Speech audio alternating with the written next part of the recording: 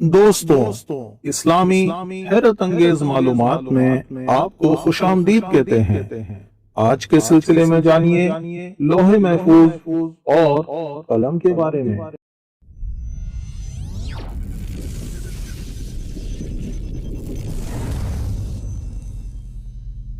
سوال نمبر 1، لوح محفوظ کا نام لوح محفوظ کیوں ہے؟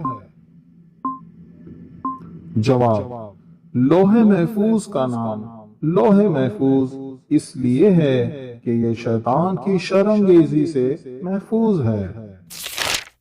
سوال نمبر 2، لوح محفوظ کس چیز کی بنی ہوئی ہے اور کہاں ہے؟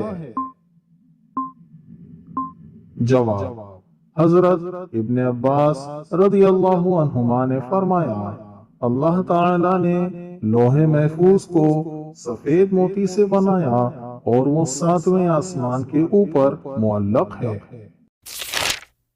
سوال نمبر 3، لوح محفوظ کا طول و عرض کتنا ہے؟ جواب: حضرت ابن عباس رضی اللہ عنہما نے فرمایا، لوح محفوظ کی لمبائی زمین و آسمان کے مابین فاصلے کے برابر ہے اور اس کی چوڑائی مشرق سے مغرب تک کے فاصلے کے برابر ہے۔ ایک قول کے مطابق اس کی لمبائی 500 برس کی مسافت ہے۔ سوال نمبر 4، لوح محفوظ کا کلام کس چیز کا ہے؟ جواب: حضرت ابن عباس رضی اللہ عنہما نے فرمایا، لوح محفوظ کا کلام نور کا ہے۔ سوال نمبر 5، لوح محفوظ کا قلم کس چیز کا ہے اور وہ کہاں ہے؟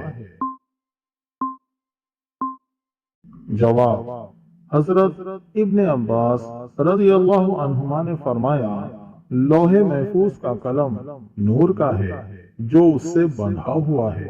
ایک روایت میں ہے کہ اللہ نے قلم کو ایک چمکدار سفید موتی سے بنایا ہے۔ سوال نمبر 6، قلم نے سب سے پہلے کیا لکھا؟ جواب: سب سے پہلے قلم نے قیامت تک کی مخلوق کی تقدیریں لکھی۔ ایک روایت میں ہے کہ سب سے پہلے قلم کو جناب الہی سے بسم اللہ لکھنے کا حکم ہوا۔